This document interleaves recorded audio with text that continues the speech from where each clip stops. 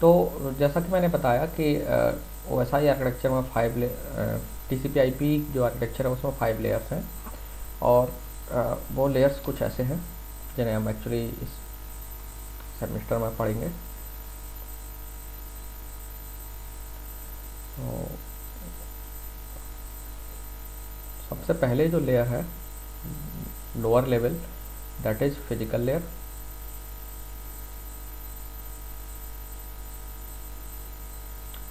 Then you have, sometimes people call it link layer or sometimes people call it data link layer, so I am just writing data link layer.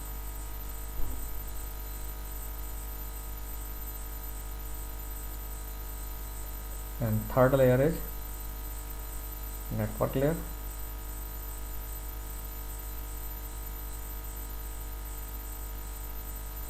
Fourth layer is transport layer.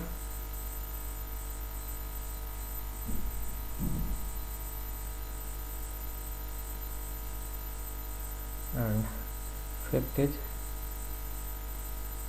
Application layer. मैं थोड़ा सा brief आपको कर देता हूँ इस architecture के बारे में। तो ये आपकी बॉटम लेयर हो गई। सो ये जो लेयर आर्किटेक्चर है, this layer architecture runs on every machine. Okay, जो आपका ऑपरेटिंग सिस्टम है उसमें जब आप नेटवर्क सॉफ्टवेयर जनरली आपको इंस्टॉल नहीं करना पड़ता है, इनबिल्ट आता है, ठीक है। जो लैन आप कन्फिगर करते हैं ना, लैन या नेटवर्क कन्फिगर करते हैं, तो this software is this protocol stack is already inbuilt in your operating system. Okay, तो ये जो लेयर्ड सॉफ्टवेयर है या ये नेटवर्क एप्लीकेशन है, this network application is available at each of the edge device. जो आपको याद होगा एज डिवाइस क्या है, आप जानते हैं। एज डिवाइस मतलब जिससे यूज़र डायरेक्टली इंटरनेट से अपने आप को कनेक्ट करता है और इंटरनेट एक्सेस करता है। लाइक आपका लैपटॉप हो गया, मोबाइल हो गया, डेस्कटॉप हो गया, और on any other communicating computing device जो इंटरनेट से कनेक्टेड है। So every edge device runs this 5 layer software and it is actually a part of operating system. So इसलिए आपको कभी भी इसे इंस्टॉल नहीं करना होता है, ऑपरेटिंग सिस्टम का ही पार्ट होता है। ओके, सो ओबियसली जब इंटरनेट की बात आती है तो इंटरनेट पर जब हम डेटा ट्रांसफ़र करते हैं या कोई भी सर्विस एक्सेस करते हैं, तो वो सर्विस में एक्चुअली दो पार्टीज इन्वॉल्व हैं। एक पार्टी जो डेटा सेंड कर रही है और दूसरी पार्टी डेटा रिसीव कर रही है। So that means there will be a sender और you can say that transmitter और there will be a receiver. Okay, now sender generates the data and receiver consumes the data, and according to the application receiver also replies with some data as well, and sender accept that data. Okay, तो वो procedure वो पर हम नहीं जाने वाले हैं कैसे कम्युनिकेशन होता है ऑल दैट, लेकिन हम यहाँ पर अंडरस्टैंड करना चाहते हैं कि प्रोटोकॉल आर्किटेक्चर में डेटा फ्लो एक्चुअली किस तरीके से होता है। तो अगर सेंडर यूज़र जो है ना, so there will be one application. तो आप कह सकते हैं कि दिस इज़ एप्लीकेशन का P1 कंपोनेंट है, एंड हियर दूसरी जो मशीन होगी that will also be running an application, let's say that is PT।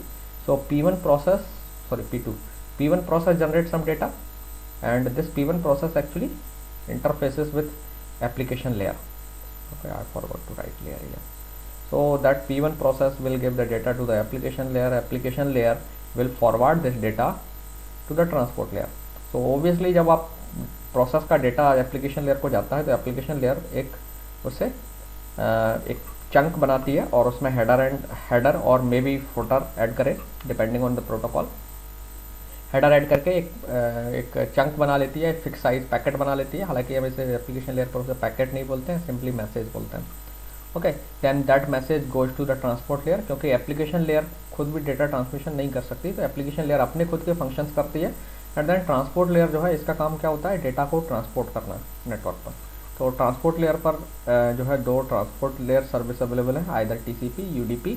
तो आपके एप्लीकेशन के ऊपर डिपेंड करता है कि वो TCP की सर्विस लेगा या UDP की। सो सर्विस कोई भी हो, application layer data transport layer को देती है, then transport layer data network layer को हैंड ओवर करती है, एंड देन नेटवर्क लेयर भी जो है ना अपना कुछ इन्फॉर्मेशन ऐड करने के बाद डेटा को जो भी पैकेट होगा आपका उसे फर्दर डेटा लिंक लेयर को दे देती है, जिसे हम डेटा लिंक लेयर पर फ्रेम बोलते हैं। डेटा लिंक लेयर एक पैकेट में कुछ हेडर और ट्रेलर ऐड करती है और एक नया पैकेट बनाती है जिसे हम फ्रेम बोलते हैं, है ना।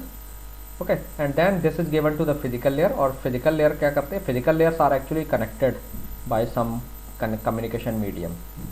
ओके, सो जो फिजिकल लेयर्स हैं they are connected at both the machine. Okay, so आप देख रहे हैं कि डेटा यहाँ से जनरेट हुआ, देन एप्लीकेशन लेयर से होते हुए फिजिकल लेयर पर आया और यहाँ इसका रिवर्स ऑर्डर में चलेगा। सो फिजिकल लेयर से डेटा ट्रांसपोर्ट होकर के इस मशीन के पास पहुँचेगा। ये मशीन भी पूरा आर्किटेक्चर जो है रन कर रही है, तो फिजिकल लेयर के पास डेटा आएगा, then physical layer data link layer को हैंडल करेगी, हैंड ओवर कर देगी, then data link layer will do some processing on the data. Okay, and then data link layer भी फिर अगर पैकेट में सब कुछ ठीक है तो उसे नेटवर्क लेयर को हैंड ओवर कर देती है, and then network layer transport layer को हैंड ओवर कर देती है, एंड देन ट्रांसपोर्ट लेयर के बाद ओबियसली ट्रांसपोर्ट लेयर मतलब करस्पॉन्डिंग ट्रांसपोर्ट प्रोटोकॉल को हैंड ओवर करती है, and then transport layer application layer को हैंडल करेगी और एप्लीकेशन लेयर आपके हैंड ओवर करने के बाद प्रोसेस P2 को दे देगी, रिसीविंग P2 को। सो डेटा का फ्लो आप देख रहे हैं यहाँ पे टॉप टू डाउन और यहाँ पर बॉटम टू अप है। Okay, so this is how data flows. जब रिसीवर आपका कोई डेटा सेंड करेगा, रिसीविंग मशीन डेटा सेंड करेगी, तो यहाँ पर डेटा का फ्लो इस तरीके से होगा। दैट मीन्स सिमिलरली, ठीक है, रिवर्स आप इनके रोल रिवर्स कर सकते हैं।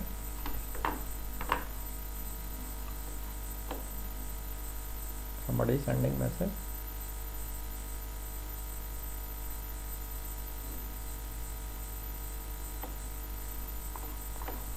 Okay. So this is how the communication. हाँ, ये जो डाटा देगा P1 सर, तो वो एप्लीकेशन लेयर, ट्रांसपोर्ट लेयर, ये सब में वो डाटा किस फॉर्म में रहेगा? मैंने बताया ना, चंक्स के फॉर्म में।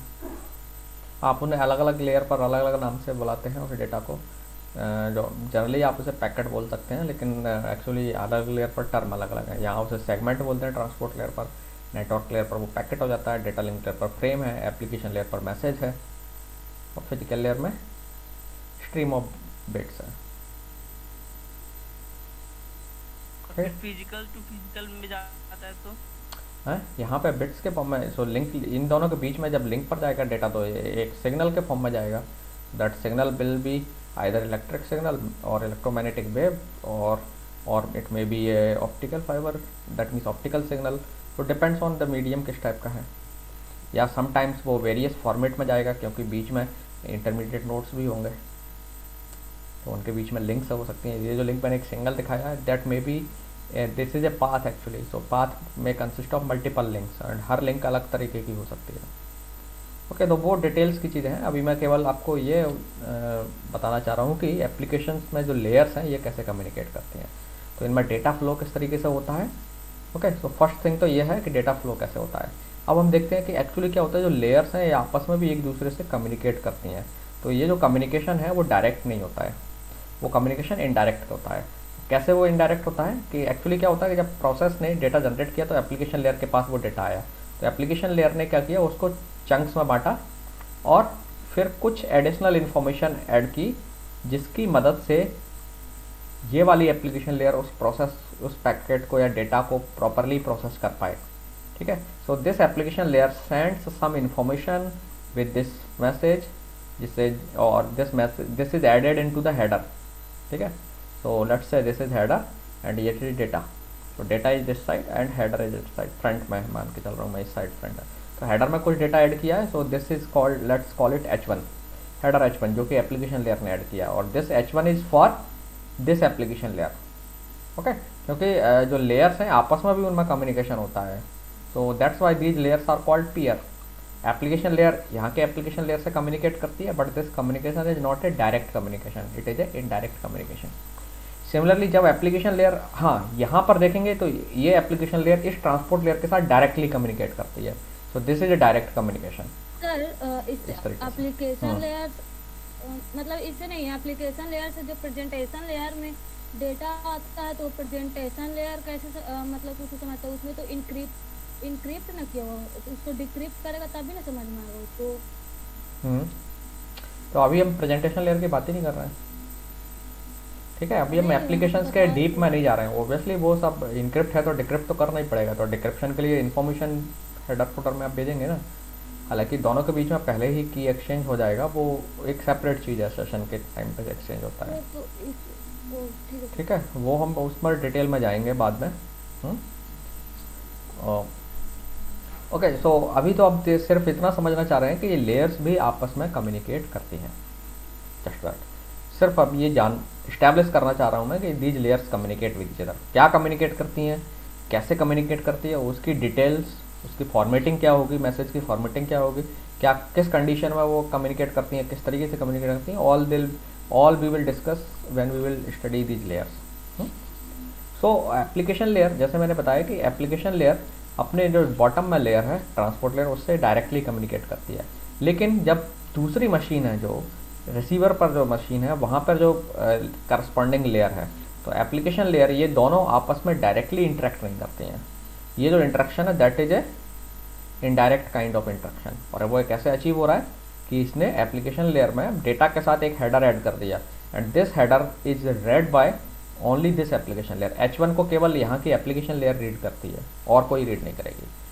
वो कैसे पॉसिबल होगा, वो ऐसे पॉसिबल होगा कि अब एप्लीकेशन लेयर ने ये जो डेटा है, मैंने जैसे बताया कि डायरेक्टली कम्युनिकेट करती है। तो ये जो पैकेट है, अगर आप इसे पैकेट बोल रहे हैं, it is generally called message. So this message will be given to the transport layer. So जब ट्रांसपोर्ट लेयर के पास ये आएगा तो वो इस पूरे को डेटा के तौर पर ट्रीट करेगी। सो उसके लिए D और H1 बोथ आर डेटा, ठीक है।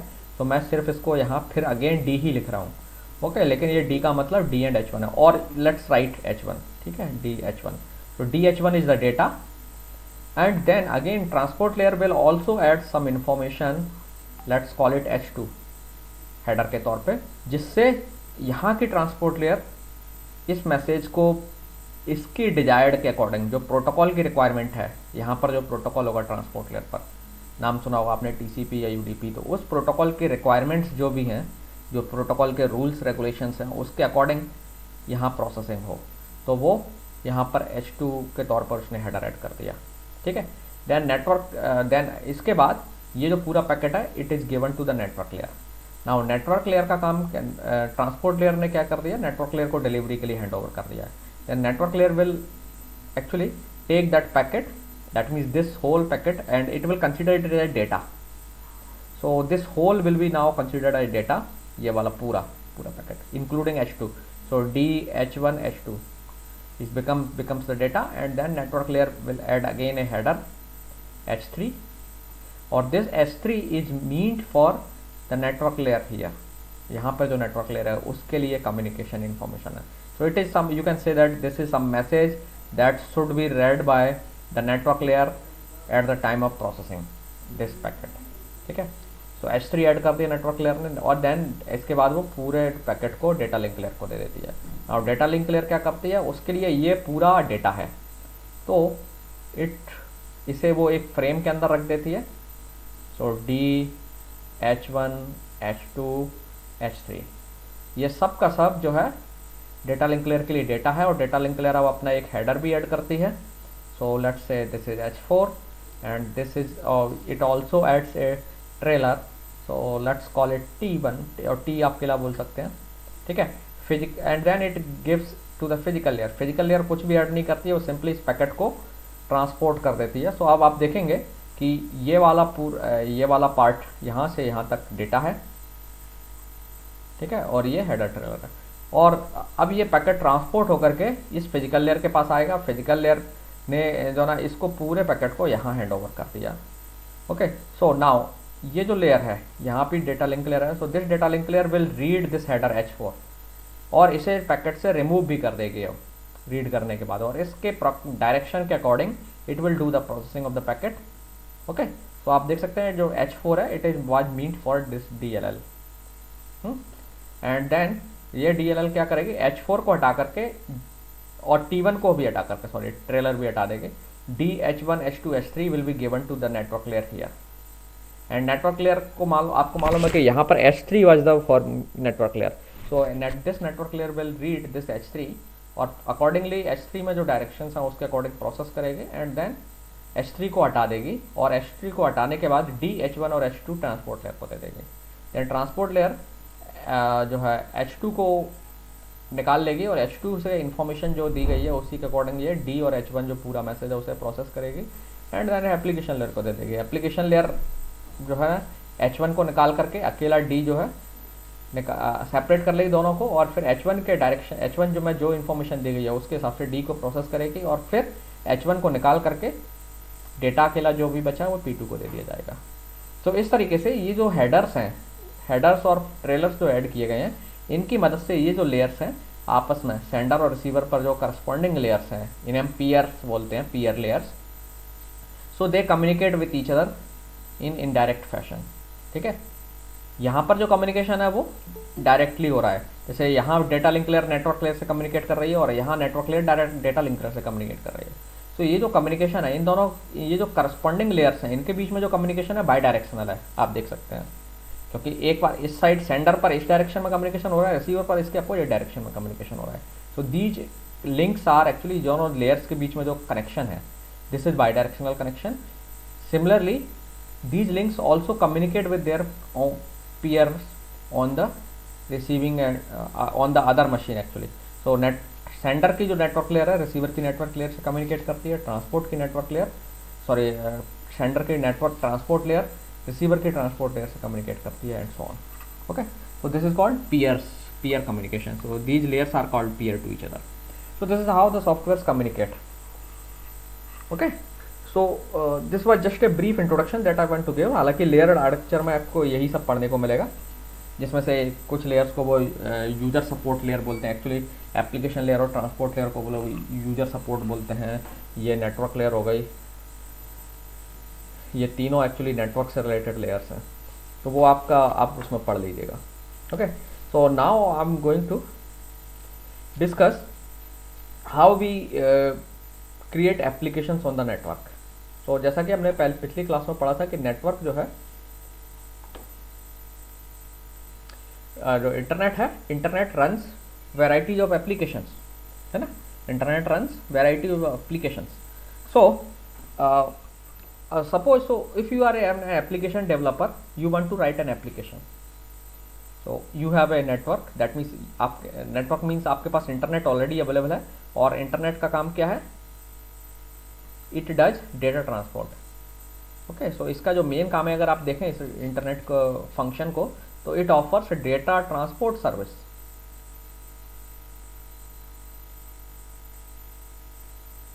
Among machines. सो मशीन से मतलब मेरा यहाँ कंप्यूटिंग मशीन से है, ठीक है, let me right computing machines. So internet का काम क्या है, मैसेज ट्रांसमिशन या डेटा ट्रांसमिशन ये ऑफर करता है आपको। ओके, नाउ ये जो डेटा ट्रांसमिशन है, जब तक कोई एप्लीकेशन नहीं होगा तब तक डेटा ट्रांसमिशन का कोई मतलब नहीं है। सो जनरली इंटरनेट में क्या होता है कि you have one machine here and you have some other machine at some remote location, and these machines want to communicate. Now ये जो communication है, this communication will be done for some purpose or for need of some application, or it will be it is actually being done for some service or to offer some service to the user. Okay, so user को service offer करना है आपको, तो obviously आपको you need an application or app, है ना। So you need to run applications on these machines, तभी हम ये जो डेटा ट्रांसपोर्ट का जो है ना, इसका मीनिंगफुल यूज कर पाएंगे। ओके, सो आप थोड़ी देर के लिए मान लीजिए कि इंटरनेट का काम क्या है, डेटा ट्रांसपोर्ट करना है। कैसे करता है वो हम बाद में डिस्कस करेंगे, लेकिन जब डेटा ट्रांसपोर्ट सर्विस हो गई है तो अकेले डेटा ट्रांसपोर्ट सर्विस का कोई फ़ायदा नहीं है जब तक हम उस डेटा ट्रांसपोर्ट सर्विस का यूज करते हुए अच्छे एप्लीकेशंस ना बनाएं, जिनसे हमारे बहुत सारी जो डे टू डे रिक्वायरमेंट्स हैं या और बिजनेस रिक्वायरमेंट्स हैं या और अदर टाइप की रिक्वायरमेंट्स हैं वो फुलफिल ना हो। So that means we need to develop some applications, okay, that should run on internet, okay, या इंटरनेट की डेटा ट्रांसपोर्ट सर्विसेज को इस्तेमाल करके वो आपस में रिमोट मशीन्स के बीच में कम्युनिकेशन करा पाएँ। Okay, so now question arise होता है कि so what we want to write network applications. Network application से यहाँ मेरा मतलब है ऐसे एप्लीकेशन जो आपके इंटरनेट पर रन कर पाएँ, ठीक है। So you need to write network application. Now अब क्वेश्चन आ रहा होता है कि अगर हमें नेटवर्क एप्लीकेशन लिखना है तो जब एप्लीकेशन आप डेवलपमेंट करते हैं तो सबसे पहले आपको देखना पड़ेगा कि आप जब एप्लीकेशन डेवलपमेंट कर रहे हैं तो इंफ्रास्ट्रक्चर क्या है। तो आप जैसे मैंने बताया यहाँ पर जो एप्लीकेशन है वो इंटरनेट इंफ्रास्ट्रक्चर है आपका, जो कि सर्विसेज दे रहा है। और आपकी जो मशीन्स हैं, जनरली जो एप्लीकेशन आप नॉर्मल एप्लीकेशन बनाते हैं मे बी वो एक ही मशीन पर रन करें, लेकिन जब आप नेटवर्क एप्लीकेशन बनाते हैं then you will see that कि इंटरनेट जो है ना उसमें मल्टीपल मशीन्स हैं। So that means you need to develop an application that can run on multiple devices simultaneously on the internet, ठीक है। And those devices are not located at a single place, they are located or they are actually distributed worldwide. Okay, so now you need to develop an application that can run on network where the devices are distributed or that devices are geographically separated, ठीक है, अलग अलग geographic locations पर हैं। that means these devices are remote devices. Okay, so and generally आप you may require that your application should run or should be able to run at multiple devices simultaneously, है ना। सो अब question rise होता है कि अब जब मैं ऐसे एप्लीकेशंस लिखना है ना, ऐसे एप्लीकेशंस लिखना है तो आर्किटेक्चर क्या होना चाहिए, है ना। तो आप हो सकता है कि जब आप इंटरनेट पर एप्लीकेशन लिखें तो आप कई सारे इनोवेटिव एप्लीकेशंस के साथ आ सकते हैं। आपने देखा है इंटरनेट पर रन करने के लिए बहुत सारे ऑलरेडी एप्लीकेशंस बने हुए हैं, है ना। आप कई सारे एप्लीकेशन डे टू डे में यूज करते भी हैं, है ना। Simple like social networking sites आप एक्सेस करते हैं या इंटरनेट बैंकिंग करते हैं जिसमें आप बैंक्स के थ्रू पेमेंट करते हैं, क्रेडिट कार्ड यूज करते हैं, फंड ट्रांसफ़र करते हैं, ऑनलाइन एप्लीकेशन फॉर्म्स जमा करते हैं। Nowadays you are doing also online classes, है ना। So internet have lot of application. So internet पर कई तरीके के वेराइटीज ऑफ एप्लीकेशन रन करते हैं। और आप सपोज करिए कि एज ए एप्लीकेशन डेवलपर आपके दिमाग में कोई अच्छी एप्लीकेशन याद आती है, आपको एक अच्छा आइडिया आता है नया, जिसके बेस पर आप जो आप सोचते हैं कि ये एप्लीकेशन अगर मैं बन जाएगा तो आप एक अपनी बिजनेस रिक्वायरमेंट या एक बिजनेस सेटअप कर सकते हैं या ह्यूमैनिटीज़ की सर्विस कर सकते हैं या आपका सिंपल प्रोजेक्ट वर्क भी हो सकता है जिसके लिए आप कर रहे हैं।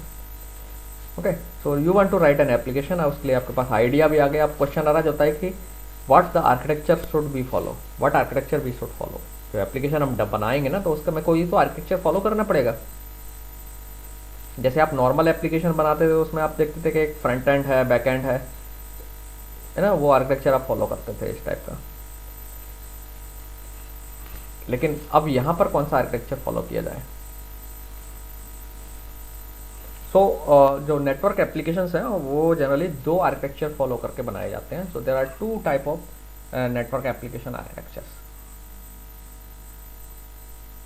आप हो सकता है आप इससे फैमिलियर हो या नाम सुनाओ, आर्किटेक्चर्स फॉर नेटवर्क एप्लीकेशन।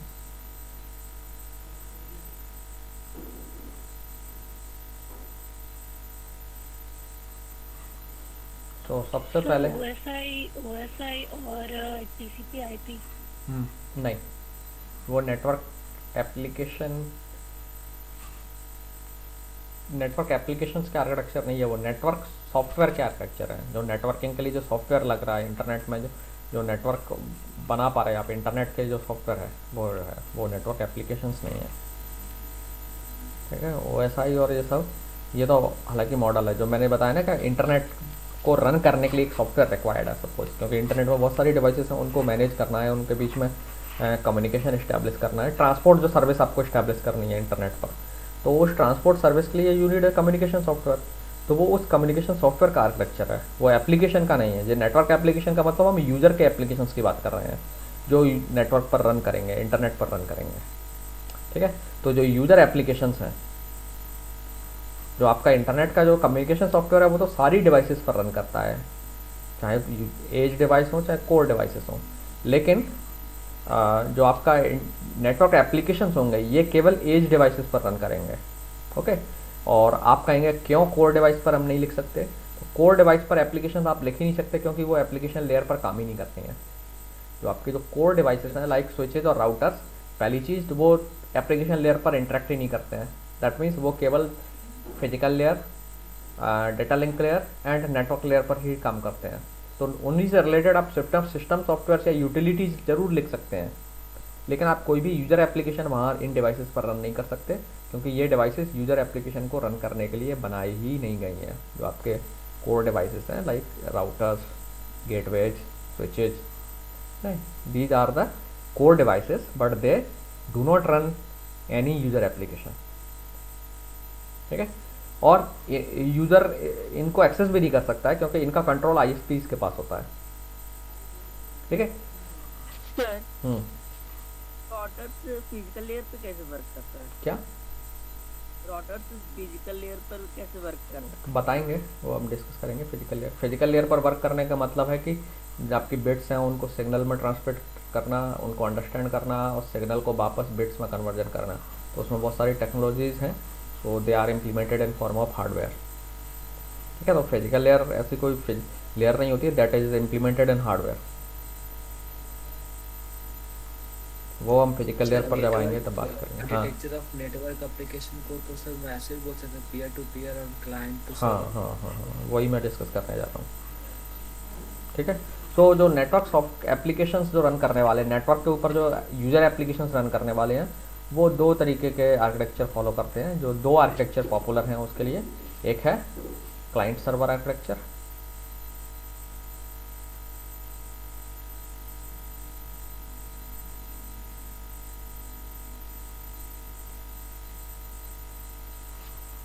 एक है पीयर टू पीयर आर्किटेक्चर, एक इन दोनों का कॉम्बिनेशन भी है तीसरा, जिसे हम हाइब्रिड बोलते हैं। ठीक है, so we need to discuss all these three. तो आज की क्लास में हम देखते हैं, इन्हीं तीनों को हम डिस्कस करेंगे। So let's talk about first client server architecture.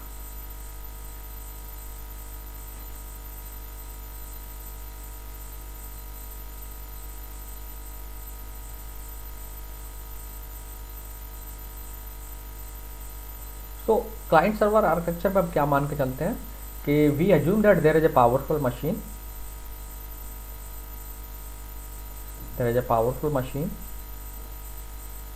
we call it server that will run a service। जो भी एप्लीकेशन होगा that will run a service, so it will run a service and this architecture also assumes that this server, जो कि जैसे मैंने बताया, it is a powerful machine। so powerful machines क्या है, मतलब मेरा ये है कि it will have large amount of large computing power and it will also have large amount of memory, so both kind of memory, it can be a RAM memory also and it also hard disk की जब बात कर रहे हैं तो secondary memory। so generally हम इसे बोलते हैं कि this is a device that has large amount of resources। ठीक है, तो कई लोग उसको सीधे सीधे बोलते हैं पावरफुल मशीन। सो यहाँ लार्ज अमाउंट ऑफ रिसोर्सेज का मतलब है computing power, heavy computing power है इस मशीन के पास। This machine also have heavy amount of memory, both type of memory, है ना, and it can handle multiple customers simultaneously। okay, so this is a machine that runs some service, at least one service it will run, so that's why it is called server, and this machine is supposed to be run 24/7 hours।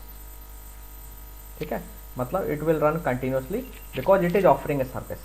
now according to this architecture, this architecture also assumes there are a number of other machines or other machines that runs a software that is called client।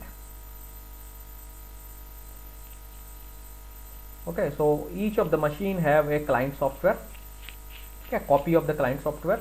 now the client software allows this machine's user to access the service being run here। ठीक है, तो जैसे मैंने बताया server इस machine पर एक service run कर रही है और ओबियसली ये जो सर्विस रन कर रही है, so this service should be accessed by some users। so users के पास क्या होगा, अपनी मशीन है और वो उस मशीन पर इस सर्विस को एक्सेस करने के लिए एक सॉफ्टवेयर प्रोवाइड किया गया है जिसे हम कहते हैं क्लाइंट सॉफ्टवेयर या सिंपली क्लाइंट एप्लीकेशन।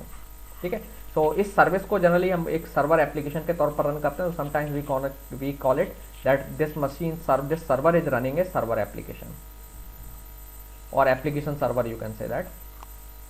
ठीक है, so it is running a server application, some server application, and this server application is offering a service, and the if you want to offer access this service, you need a client software corresponding to this application. ठीक है, so this client software can be run at multiple machines. Server एक ही machine पर run होगा, ठीक है, हालांकि एक इसमें मॉडिफिकेशन भी बताएंगे हम बाद में. So now these client machines running this client software can access this service by just sending a request, ठीक है, and it will send the response. क्या रिक्वेस्ट गई, क्या सर्वर रिस्पॉन्स आया, वो करस्पॉन्डिंग प्रोटोकॉल पर डिपेंड करेगा. ठीक है, वो हम बाद में बात करेंगे कैसे जाता है. So client can make request to the service and this server will offer that service. So now मैं समराइज अगर फिर से कर दूं तो क्या हमने अज्यूम किया कि we have a server that runs 24/7 hour. It is having high amount of resources and runs a application to offer some service. ठीक है, in order to access that service, user require a client application that will run on user's machine. So चूंकि ये जो service है इसे multiple users access कर सकते हैं, so that means you will have multiple machines that are running client software to access this service. So these machines are called client machines, and each client machine is running a client software. ठीक है, so these are the machines all are client machines. Client machines का काम क्या है? To make a request to this server and then server उस request को fulfill करके जो भी service होगी वो आपको offer करता है. Okay, now one more thing, client machine does not require to have large amount of resources. server की तरह इनके पास हाई अमाउंट ऑफ रिसोर्सेज की जरूरत नहीं, मतलब बहुत ज़्यादा कंप्यूटिंग पावर की जरूरत नहीं. ओबियसली एक मिनिमम कंप्यूटिंग पावर रिक्वायर्ड होगा सर्विस को एक्सेस करने के लिए, but these machines are normal machines like your laptop, desktop, something like that, but not more than that. And these machines does not require to run 24/7 hours. जब भी इन machines these machines are independent, they run independently, they can become on at any time, they can go off at any time, and whenever they want some service, they will request to the server and the server will fulfill that service. That is the model. ठीक है, तो आपके पास multiple clients हैं. Now ये जो क्लाइंट्स हैं दे आर मल्टीपल. ठीक है, so n number of clients आपके this case in this scenario there are n number of clients and we have only one server. Clients जो ना रिक्वेस्ट करते हैं सर्विस के लिए, और सर्वर जो ना उस रिक्वेस्ट को एक्सेप्ट करके उनको फुलफिल करता है. सर्वर को 24/7 आवर रन करना है, क्लाइंट्स को 24/7 आवर नहीं रन करना है. ठीक है, now servers generally required to have high bandwidth also. इनको बैंडविड्थ भी ज़्यादा चाहिए होगी क्योंकि इनके पास ज़्यादा ट्रैफिक आएगा. So they will require high bandwidth communication link also. So this is your client server model. Now let's talk about what are the positives of this model and what are the negatives of this model. So सबसे पहला advantage जो इसका, let's first talk about the advantages.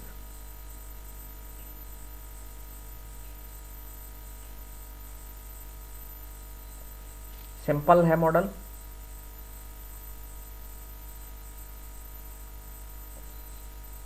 Easy to implement है. अब आप कहेंगे easy to implement कैसे कह सकते हैं हम इसको, तो जब हम दूसरे मॉडल से कंपेयर करेंगे या दूसरा मॉडल जब डिस्कस करेंगे तो आपको अपने आप समझ में आ जाएगा कि this model is easy to implement and maintain. Implement और मेंटेन क्यों इजी है? क्योंकि आपको एक ही मशीन जो है इस पर ध्यान देना है. इसमें जो इम्पोर्टेंट रोल है वो है सर्वर का. ठीक है, क्लाइंट तो यूजर की मशीन है. अगर वो किसी क्लाइंट की मशीन ख़राब हो जाती है तो उसमें आपका कोई मतलब नहीं है. जैसे मान लीजिए आप ये एक बैंक का सर्वर है, अब आपका अगर मोबाइल नहीं चल रहा है तो बैंक को क्या इशू है, वो आपकी रिस्पॉन्सिबिलिटी है ना. आप दूसरा मोबाइल लीजिए. हाँ, सर्वर नहीं रन कर रहा है, then this is the problem, headache of the bank. तो बैंक का काम है ये सर्वर को प्रॉपर रन करके रखना, मेंटेन करना. तो चूंकि एक ही मशीन है single, so it can be maintained easily ठीक है, क्योंकि आपको मल्टीपल मशीन्स नहीं है तो हेडेक नहीं है, एक सिंगल मशीन है और एक ही मशीन है तो उस पर आराम से आप सॉफ्टवेयर और सब कुछ रिक्वायर्ड है वो आप आसानी से इंस्टॉल कर सकते हैं। सो दैट मीन्स इस आर्किटेक्चर को सेटअप करना आसान है। इसके बाद चूँकि एक ही मशीन आपको लगानी है, सर्वर लगाना है, तो आपकी कॉस्ट उतनी ज़्यादा नहीं होगी, है ना। हालांकि आप पावरफुल सर्वर बना रहे हैं, सर्विस आपकी बहुत हैवी है, तब आपको कॉस्ट ज़्यादा लग जाएगी, ठीक है। ओके, सो सिंपल मॉडल है, इजी टू इम्प्लीमेंट है। These are the two advantage, main advantage है ना। Now let's talk about the negative points, that's mean disadvantages.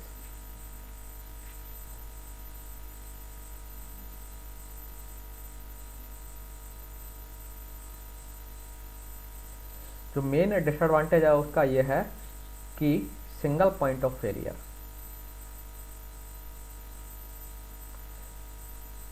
Single point of failure, let me explain what is the meaning of single point of failure. का मतलब यह है कि अगर somehow server ठप हो गया, समहाउ सर्वर डाउन हो गया, कोई भी क्लाइंट कुछ भी नहीं कर सकता है। हाँ, एक चीज़ और मिस हो गई मुझसे, इसमें मैं ऐड करना चाहूँगा कि क्लाइंट्स आपस में कम्युनिकेट नहीं करते हैं, ठीक है। This client can not send request to this client to get this service. जो भी सर्विस जो यहाँ रन कर रही है, एक क्लाइंट दूसरे क्लाइंट से वो सर्विस नहीं मांग सकता, क्योंकि क्लाइंट के पास केवल क्लाइंट सॉफ्टवेयर है, ठीक है। सो सर्वर अगर डाउन है देन पूरा सेटअप यूजलेस है। So this is the single point of failure. बस चलते हैं 10 minute.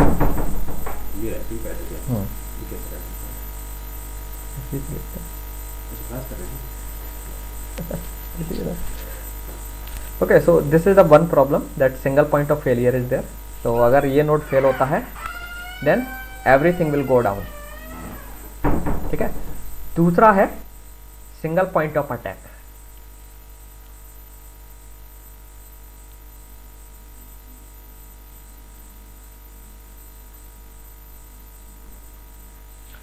Single point of attack क्यों है कि एक ही मशीन है सिंपल, तो अटैकर के लिए भी काम आसान है। अटैकर को इनको टारगेट नहीं करना है, अटैकर सिर्फ क्या करेगा, इस मशीन को समहाउ डाउन कर दे।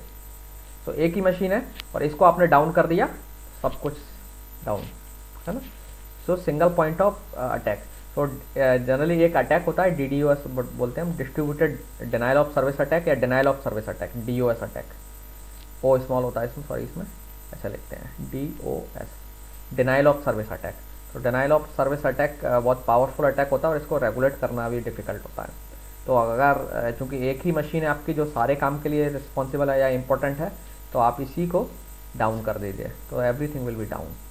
ओके, तो एक फिर देन सिंगल एक है bottleneck, you can say that it have performance bottleneck or bandwidth bottleneck can also be seen. Performance bottleneck can be seen.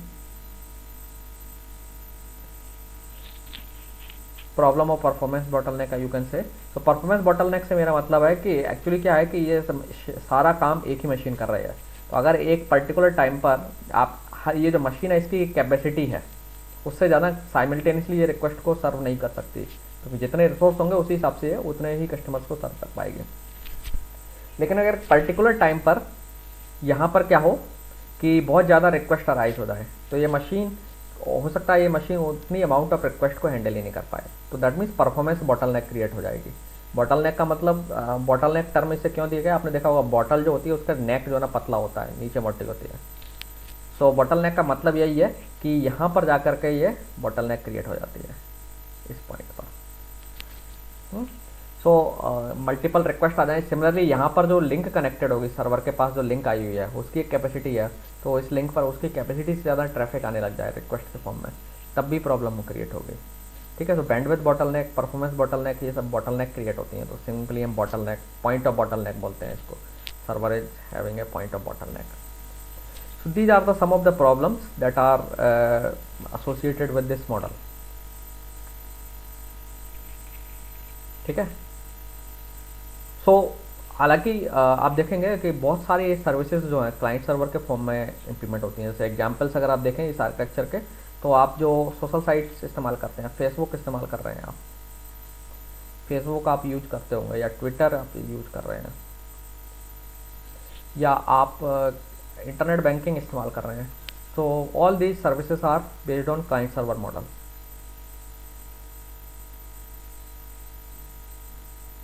ना वो क्वेश्चन राइज होता है कि जब ये मॉडल में इतनी सारी प्रॉब्लम्स हैं, then how these websites are surviving.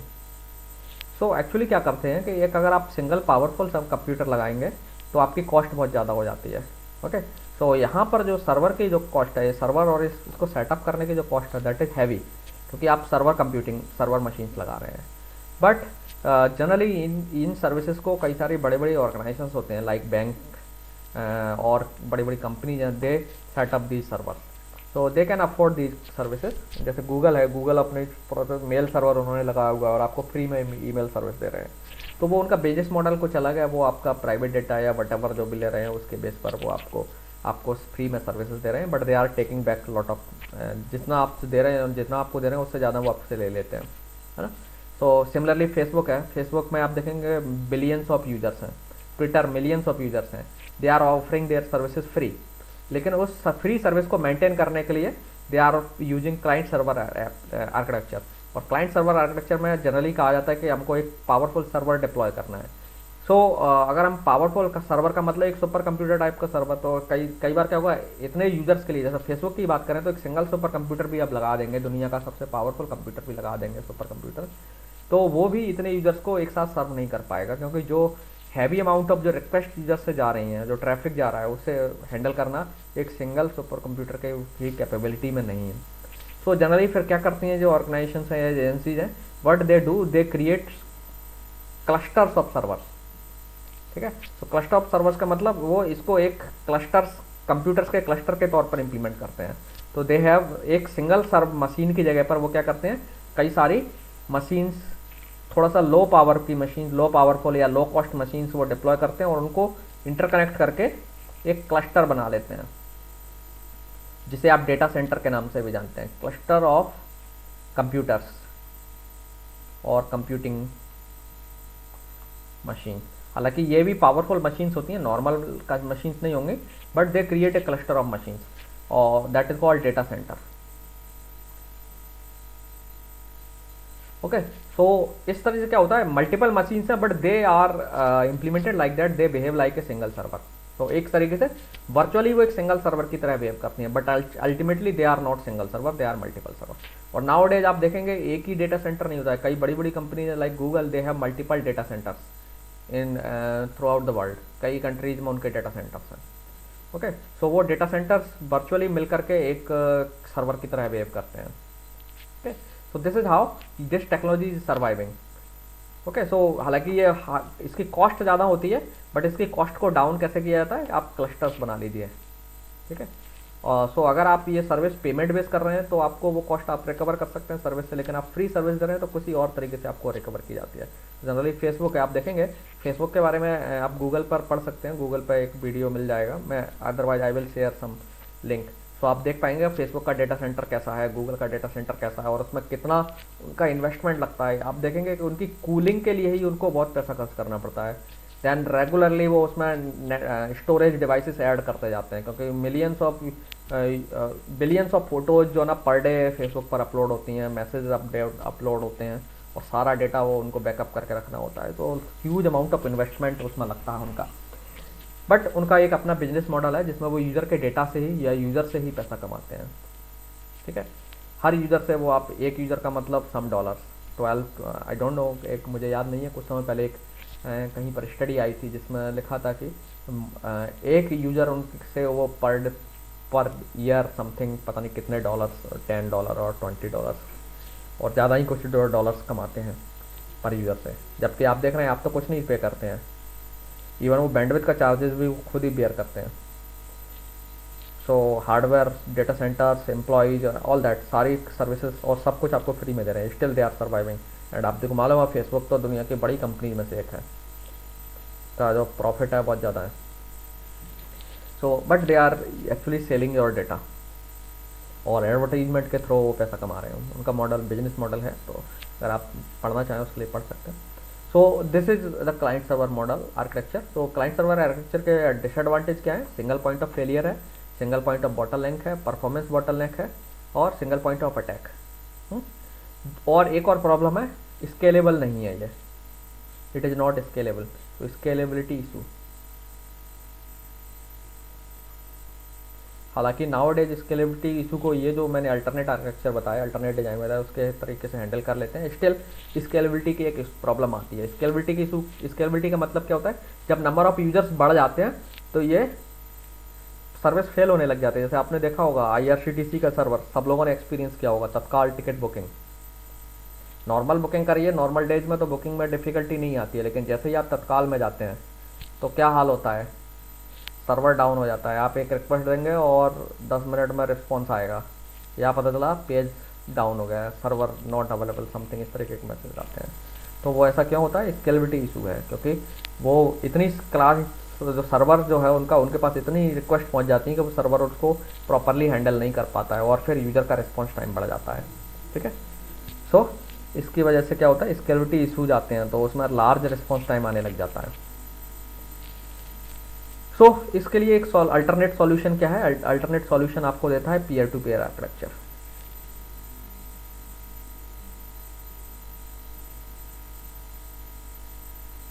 Peer to peer architecture,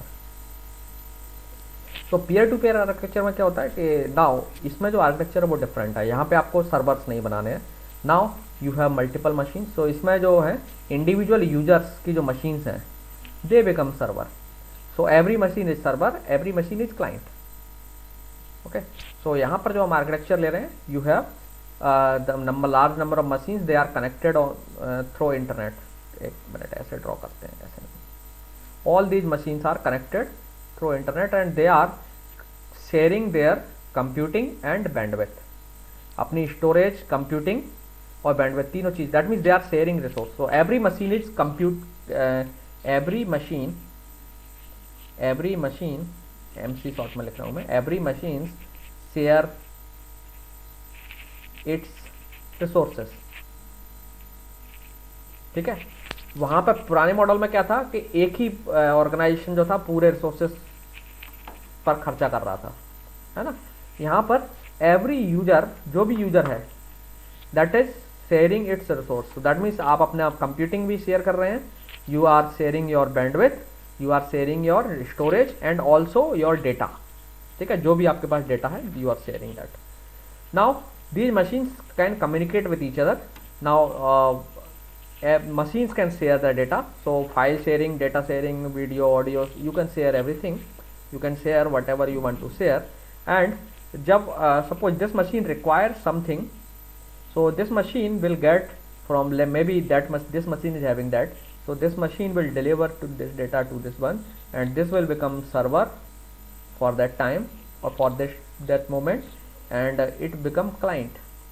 तो जो डेटा रिसीव कर रहा है दैट विल बिकम क्लाइंट, जो डेटा दे रहा है किसी को दैट विल बिकम सर्वर। किसी अदर टाइम पर ये सर्वर, ये client. So these machines are now do not having any specific role, every machine is client, every machine is also a server. ठीक है, दे आर क्लाइंट और they are server also. जब machine कुछ data किसी से receive कर रही है तो it is client, when it is giving something it is server, and every machine is giving something and also taking something. ठीक है, so in this case this kind of network is called peer-to-peer network architecture. Okay, so there is no client, there is no server, all are server, all are clients. Every machine is independent, कोई भी कभी भी active हो सकता है, कोई भी कभी भी ऑफलाइन हो सकता है। प्रीवियस मॉडल में क्या था? सर्वर 24/7 7 आवर रन करेगा, क्लाइंट अपनी मर्जी से ऑन ऑफ हो सकता है, लेकिन यहाँ पर every machine is independent. Okay, बस एक काम करना है सबको, अपने अपने रिसोर्सेज जरूर शेयर करना है। जब भी आप एक्टिव रहेंगे यू आर शेयरिंग समथिंग। तो इसका एग्जांपल है, आपने देखा होगा BitTorrent फाइल शेयरिंग जिसमें होती है।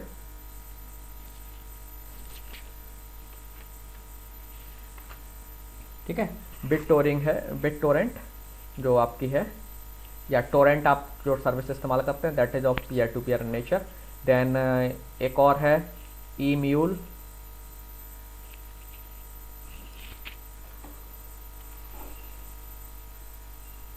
Then lime and lime wire,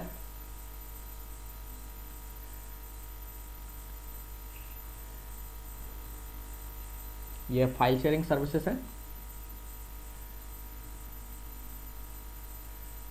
then Skype, आपने नाम सुना होगा, स्काइपे वीडियो शेयरिंग एक तरीके की है जिसमें आप कॉल कॉन्फ्रेंसिंग, वीडियो कॉन्फ्रेंसिंग कर सकते हैं। देन आईपीटीवी, आईपीटीवी जिसमें आपका इंटरनेट के थ्रू टेलीविज़न सर्विस डिलीवर हो सकती है, ये भी पीयर टू पीयर में आती है। इसका एक एप्लीकेशन है पीपी लाइव। सिमिलरली एक और एप्लीकेशन आपने सुना होगा नाम जीएनयू टेला, नहीं सुना है तो आप इन सबको सर्च करेंगे और पढ़ेंगे इनके बारे में, ठीक है, ये आपके लिए होमवर्क है। So this kind of architecture is known as peer to peer. इनको हम पीयर टू पीयर क्यों बोल रहे हैं, क्योंकि everyone is equal, so all are peer. कहते हैं ना जैसे आप स्कूल में आप क्लासमेट हैं तो ऑल आर पीयर, सब सेम है, जूनियर सीनियर का कोई वो नहीं है, ऑल आर पीयर्स। तो peers means all are same equal, ठीक है। So that's why this architecture is called peer to peer architecture. Now इसका एडवांटेज क्या है, तो आप देख रहे हैं यहाँ स्केलेबिलिटी का कोई इशू नहीं है, कितने भी नोड्स बढ़ जाएं देयर इज नो प्रॉब्लम, क्योंकि अगर एक नोड ऐड हो रहा है तो क्लाइंट और सर्वर दोनों ऐड हो रहे हैं, है ना। सो स्केलेबिलिटी में कोई इशू नहीं है। दूसरा, सिंगल पॉइंट ऑफ फेलियर नहीं है, एक मशीन डाउन हो जाए, दो मशीन डाउन हो जाए, there is no issue. Performance bottleneck नहीं आने वाली है क्योंकि मल्टीपल सर्वर्स हैं, मल्टीपल क्लाइंट्स हैं। सो जो भी प्रॉब्लम्स क्लाइंट सर्वर आर्किटेक्चर में थी वो अब यहाँ नहीं है, ठीक है। स्केलेबिलिटी और ये सारे इशूज खत्म हो गए। नाउ अब लेकिन इसके डिसएडवांटेज भी हैं।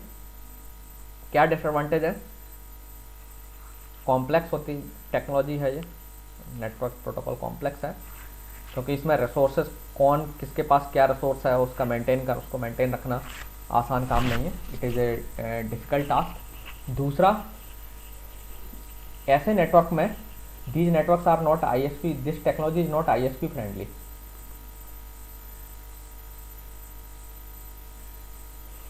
क्यों नहीं है आईएसपी फ्रेंडली, आपको याद होगा कि आईएसपी जो था जिसमें डीएसएल जैसे आपने सुना, हमने डिस्कस किया था, केबल टीवी टेक्नोलॉजी जो थी इंटरनेट वाली, cable TV based internet service जो है, all these are generally asymmetric in nature। Asymmetric का मतलब क्या आप जानते ही हैं, असिमेट्रिक मतलब आप अपलोड कम करते हैं, डाउनलोड ज़्यादा करते हैं। तो क्लाइंट सर्वर आर्किटेक्चर इसी के कंसिस्टेंट था, तो आईएसपीज को कोई प्रॉब्लम नहीं होने वाली थी। लेकिन ये जो टेक्नोलॉजी है, इस टाइप के जो प्रोटोकॉल्स हैं या इस पर जो आप एप्लीकेशंस बनाएंगे, ये आईएसपीज के लिए प्रॉब्लमेटिक हैं, क्योंकि आईएसपीज ने अपना नेटवर्क असिमेट्रिक नेचर का बनाया है, मतलब आप अपलोड कम करते हैं, डाउनलोड ज़्यादा करते हैं। लेकिन यहाँ क्या हो रहा है, क्योंकि आप शेयर कर रहे हैं तो आपके यहाँ से डाउनलोडिंग भी तो होगी, तो आप अपलोडिंग और डाउनलोडिंग का ट्रैफिक ऑलमोस्ट इक्वल हो गया दोनों साइड से। जितना आप ले रहे हैं इंटरनेट से दूसरे लोगों से, उतना ही आप शेयर भी कर रहे हैं दूसरों को।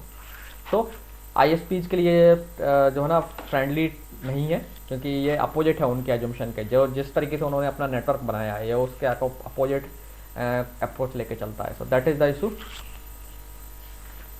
दूसरा, सिक्योरिटी, इसमें सिक्योरिटी इंप्लीमेंट करना बड़ा डिफिकल्ट है, क्योंकि अब इसमें हर नोड को कैसे वेरीफाई करोगे, कोई भी इसमें आकर के ज्वाइन कर सकता है, कोई भी इससे बाहर हो सकता है ना। तो सिक्योरिटी इसमें इंप्लीमेंट करना आसान नहीं है, क्योंकि ये डिस्ट्रीब्यूटेड नेचर का एप्लीकेशन है, वो हाईली डिस्ट्रीब्यूटेड है। देन तीसरा है कि ऐसे एप्लीकेशंस बनाने के लिए आपको यूजर्स को ऐड करना पड़ेगा इसमें। तो यूज़र तभी ऐड होंगे जब आपको कुछ इंसेंटिव मिलेगा। जैसे आप BitTorrent में जब आप क्यों जुड़ते हैं, आपको सॉफ्टवेयर, मूवीज, ऑडियो, वीडियो ये सब चाहिए होता है, तो आपको मिलता है तो आप किसी को शेयर भी करते हो, तो उसमें तो आपको बेनिफिट भी है, इंसेंटिव है आपका, तो इसलिए आप जुड़ते हो इसमें।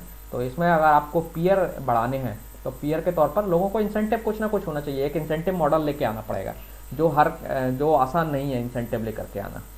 तो ये कुछ डिफिकल्टीज है इस टेक्नोलॉजी के साथ, but still lot of applications are there. Okay, so ये कुछ चैलेंजेस हैं पीयर टू पीयर, और वो बेसिकली कॉम्प्लेक्स टेक्नोलॉजी है। देन तीसरी है इन दोनों का हाइब्रिड, दोनों का mix, that is called hybrid. So hybrid में जैसे कि आपने इंस्टेंट मैसेजिंग नाम सुना होगा। पीयर टू पीयर में डेटा को बैकअप कैसे करता होगा? इसमें तो सारा डेटा जो रहता है वो डिफरेंट लोकेशन पे रहता है, तो इसे बैकअप करना होगा तो कैसे करता होगा? किसका बैकअप? डेटा का बैकअप क्यों लेना है? बैकअप क्यों लेना है? डेटा का आपने BitTorrent यूज किया है?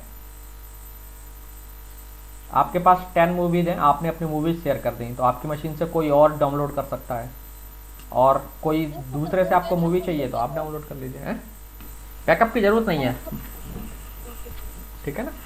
आपका जो डेटा चाहिए ना आपको, वो मल्टीपल मशीन्स पर आपको कहीं ना कहीं मिल जाएगा। जैसे आप देखेंगे टोरेंट में कहीं भी आपको बैकअप नहीं लेना पड़ता है ना। सो आपकी जो हार्ड डिस्क है, आप पर जो डेटा है आप शेयर कर रहे हैं। Similarly everybody is sharing something, है ना, एवरीबडी इज शेयरिंग समथिंग। जैसे आपको अगर एक पार्टी करना है ना, आपको सब लोगों को मिलकर के पार्टी करना है, तो आपने क्या किया, सब लोग अपने अपने पास जो घर में डिश बनाना जानते हैं या जो घर में डिश बनी है आप लेकर के आए और सबको शेयर कर ले। आप भी अपने घर से ले आए, दूसरा भी आपके घर से अपने घर से ले आया, एंड सो ऑन, और फिर सबके घर से आ गए तो वेराइटीज ऑफ डिशेज आ जाएंगी, है ना, और आपकी पार्टी अच्छे से बन जाएगी। सब लोग एक ही तो डिश लेके नहीं आएंगे coincidentally, everybody is sharing something. और आप फिर दूसरे लोगों से ले भी रहे हैं, तो आप एक डिश बना के लाए थे लेकिन आपके 10 फ्रेंड्स हैं, तो आपको 9 अलग डिश और एंजॉय करने के लिए मिल रही हैं, समथिंग लाइक दैट। इस तरीके का शेयरिंग मॉडल है ये, ठीक है। तो इसमें किसी एक के पास बर्डन नहीं जाता है, एवरीबडी इज शेयरिंग समथिंग, और आपको बदले में कुछ मिल भी रहा है। This kind of model is there. So जब आप कुछ शेयर कर रहे हैं तो आपके पास भी है, हो सकता है जनरली आपके पास जो डेटा है वो और दूसरे लोगों के पास भी हो सकता है, तो इसमें जनरली रिडंडेंसी भी होती है। जैसे एक मूवी है बाहुबली, इसके पास भी हो सकती है और इसके पास भी है और इसके पास भी है, तो किसी टाइम पर ये दोनों ऑफ थे, आपके पास से किसी ने इसको चाहिए थी तो इसने आपके यहाँ से डाउनलोड कर ली। जब आप ऑफलाइन थे तो ये उसे यहाँ से मिल गई, तो एक ही डेटा मल्टीपल जगह पर है और लॉस भी नहीं हो रहा है। तो ये तो कुछ ही यूजर्स हैं, जबकि इसमें थाउजेंड्स ऑफ यूजर्स हो सकते हैं, मिलियंस ऑफ यूजर्स हो सकते हैं। तो इस केस में आप इमेजिन कर सकते हैं कि कितना डेटा कहाँ लॉस होने की कोई बात ही नहीं है, ठीक है ना। So this is peer to peer is a very good service, और इसके बहुत सारे एडवांटेजेस भी हैं, लेकिन इसे मैनेज करना भी डिफ़िकल्ट है। इसमें एक डिफ़िकल्टी दूसरी और है कि जैसे यहाँ पर फ़ायदा, एक एडवांटेज था कि आप इसे गवर्न आसानी से कर सकते थे। क्लाइंट सर्वर मॉडल में गवर्नेंस ईजी है, कौन क्या कर रहा है आप आसानी से कंट्रोल कर सकते थे क्योंकि सर्वर आपके हाथ में है ना। लेकिन यहाँ कौन क्या कर रहा है you can not control. So internet पर अगर ये सर्विस रन होती है तो इंटरनेट के जो मैनेज करने वाले लोग हैं, जो एजेंसीज हैं, उनके लिए ये एप्लीकेशन हेडेक क्रिएट कर सकते हैं, और still they are creating headache. आप अगर पढ़ेंगे इंटरनेट ट्रैफिक के बारे में तो आप जानेंगे कि majority of the internet traffic वो है क्लाइंट सर्वर एप्लीकेशंस के लिए वजह से ही है, और वो भी वीडियो स्ट्रीमिंग ज़्यादातर होती है, वीडियो ऑडियो की डाउनलोडिंग शेयरिंग और ये सब। आप पढ़िएगा कहीं पे इंटरनेट के ट्रैफिक से रिलेटेड रिपोर्ट मिलती है तो आप देखेंगे कि मेजॉरिटी ऑफ ट्रैफिक जो ना इन्हीं एप्लीकेशन से की वजह से फॉल्ट होता है इंटरनेट पर। तो एक वर्डन भी क्रिएट है, इन एप्लीकेशन को कंट्रोल करना भी डिफिकल्ट है, क्योंकि ये एक एवरीबडी इज इंडिपेंडेंट और जनरली एनोनिमस भी होते हैं लोग। ओके, सो तीसरी जो सर्विस है वो है, तीसरा टाइप का आर्किटेक्चर है वो है हाइब्रिड। सो हाइब्रिड में दोनों टाइप का रहता है। तो इंस्टेंट मैसेजिंग जैसे आपने सुना होगा, तो इंस्टेंट मैसेजिंग में क्या होता है कि जो यूजर्स हैं आपस में जो चैट करते हैं वो उनके चैट डायरेक्ट जाती है। जैसे ये यूजर इससे चैट कर रहा है तो डायरेक्टली जा रहा है, ये यूजर इससे बात कर रहा है तो इनके मैसेज डायरेक्ट एक्सचेंज हो रहा है। जैसे इनमें डायरेक्ट एक्सचेंज होता है, जैसे इस यूजर को डेटा यहाँ से चाहिए तो दे डायरेक्टली कम्युनिकेट करते हैं, तो कम्युनिकेशन डायरेक्ट है। सिमिलरली इंस्टेंट मैसेजिंग में भी यूजर्स जो है ना उनके बीच में कम्युनिकेशन डायरेक्ट है, लेकिन यहाँ पर एक सर्वर आपको रिक्वायर्ड होता है, जो सर्वर कीप ट्रैक रखता है कि किस यूजर का करेंटली क्या आईपी है, क्योंकि यूजर आते जाते रहते हैं, उनका आईपी भी बदलता रहता है। तो आपने क्या किया, एक सेंट्रलाइज सर्विस यहाँ इंप्लीमेंट कर दी जिसका काम क्या है, इन यूजर्स को ट्रैक करके रखना, कौन यूजर ऑनलाइन है, कौन यूजर ऑफलाइन है, और किसके कॉन्टैक्ट में क्या है, ठीक है, कौन किसका फ्रेंड है, ये सब इन्फॉर्मेशन मेंटेन रखना। और फिर जब मैसेज एक्सचेंज एक्चुअली होगा तब आप दोनों के बीच में डायरेक्ट होगा। तो आप चैट करते हैं ना जब कि कोई ऑनलाइन आपको दोस्त मिल गया और आप जो मैसेज भेज रहे हैं तो वो डायरेक्ट जा रहा है, लेकिन आपको पता कैसे चला कि वो यूजर ऑनलाइन है, तो वो इस सर्वर की वजह से पता चला, जो एक आपके। सो दैट मीन्स यहाँ ये जो वाला पार्ट है ये पीयर टू पीयर बेस पर रन कर रहा है, ये पार्ट क्लाइंट सर्वर के बेस पर रन कर रहा है। सो देर आर सर्टेन एप्लीकेशंस जिसमें से इंस्टेंट मैसेजिंग इसका बहुत अच्छा एग्जाम्पल है। सो ये हाइब्रिड एप्लीकेशन के तौर पर हाइब्रिड आर्किटेक्चर फॉलो कर रही है, ठीक है। सो आज यहीं क्लोज करते हैं, कोई क्वेरी हो तो बताइए, बाकी हम नेक्स्ट क्लास में आगे डिस्कस करेंगे।